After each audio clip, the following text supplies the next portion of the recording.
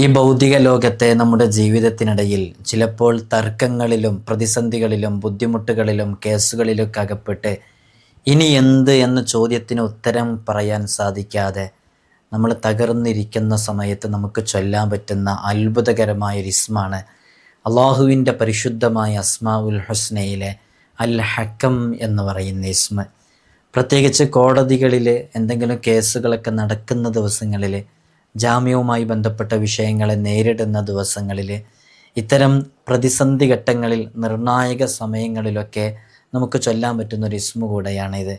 യാ ഹക്കമു യാ അള്ളാ എന്ന് നിദാഇൻ്റെ അക്ഷരം യാ ഉപയോഗിച്ച് ഈ പറയുന്ന രൂപത്തിൽ തന്നെ ഇതിൻ്റെ അക്ഷരസംഖ്യയോളം 68 തവണയാണ് ആത്മാർത്ഥമായി ചൊല്ലിയിട്ട് അള്ളാഹുവിനോട് ദുആ ചെയ്യുക.